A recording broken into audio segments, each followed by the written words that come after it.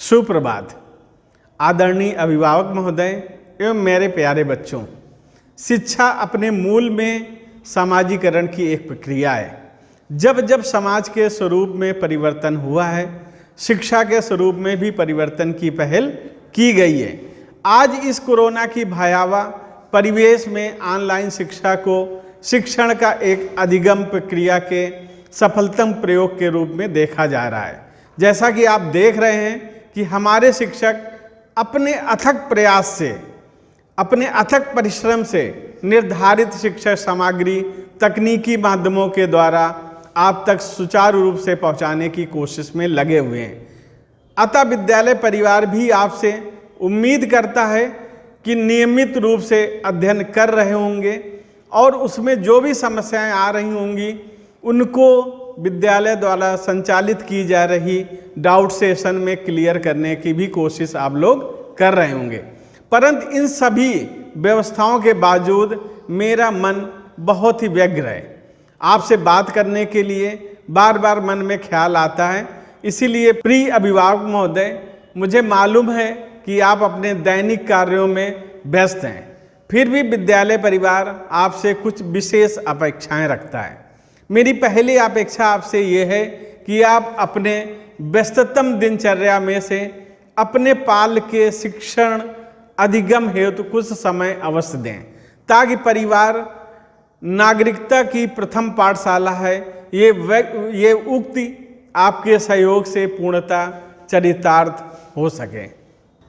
इस महामारी के दौर में आपको एक अभिभावक के साथ साथ एक शिक्षक और श्रेष्ठ मित्र का किरदार भी निभाना है, ताकि बच्चा किसी भी रूप में असहज महसूस ना कर सके।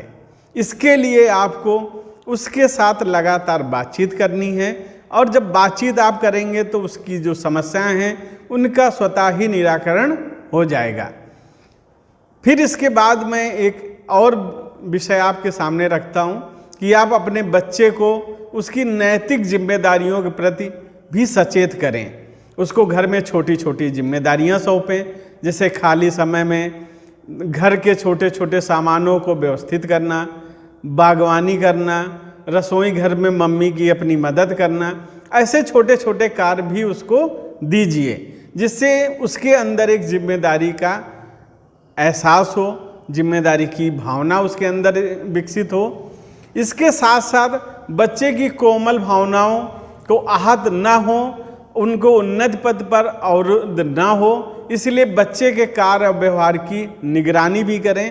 कहीं ऐसा तो नहीं है इस खाली समय में उसकी जो मित्रता है, चाहे वो सोशल साइट में हो और चाहे उसको सामाजिक जीवन में हो, किसी ऐसे लोगों के साथ तो नहीं स्थापित हो रही जो कि उसके जीवन के जो सही पथ हैं उसको डाइवर्ट करने का काम करें। स्वस्थ शिक्षण अधिगम परिवेश हेतु घर पर विभिन्न पाठ सहगामी क्रियाएं जैसे वाद विवाद, परिचर्चा, प्रश्नोत्तर श्रृंखला, इंडोर गेम आदि का नियमित रूप से आयोजन करें, जिसमें आप परिवार के सभी लोग शामिल हों और बच्चे के साथ एक अच्छी इंटीमेसी का क्रिएशन भी हो। प्रकृति अपरिमित ज्ञान का भंडार है। पत्ते पत्ते पर शिक्षा पूर्ण पाठ है, परंतु उससे लाभ उठाने के लिए अनुभव आवश्यक है।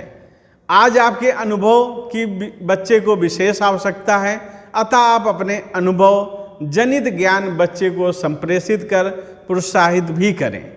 चूँकि इस समय विद्यालय आपको सिर्फ सुविधाएं प्रदान कर सकता है और उसका समुचित क्रियान्वयन आप पर पूर्णतया निर्भर है, अतः आपसे सहयोग के बिना समस्त शिक्षण सामग्री का प्रयोग संभव ही नहीं है, क्योंकि इस दौर में शिक्षण अधिगम प्रक्रिया को सफल बनाने के लिए ऑनलाइन शिक्षण ही एकमात्र माध्यम है।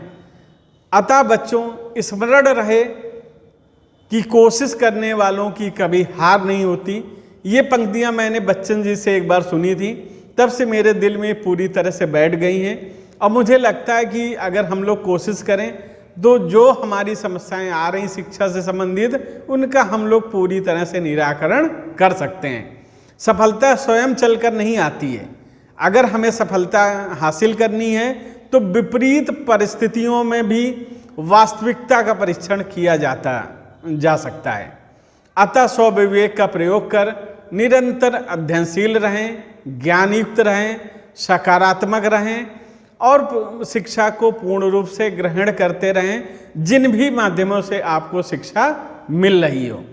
मैं आपको पूर्ण विश्वास दिलाना चाहता हूँ, यदि मेरे साथ यानी विद्यालय के साथ आप कदम से कदम मिलाकर चलेंगे तो आपको सफलता अर्जित करने से कोई भी रोक नहीं सकता है। मुझे आशा ही नहीं अपितु पूर्ण विश्वास है कि आप अपनी जिम्मेदारियों का समुचित निर्वहन करते हुए विद्यालय परिवार का सहयोग करेंगे एवं निर्बाध गति से यथेष्ट लक्ष्य तक पहुंचने में अपना अमूल्य समर्थन देंगे। धन्यवाद। पूरी आशाओं के साथ कि आप अपने कार्य को पूर्ण रूप से समर्पित होकर करेंगे।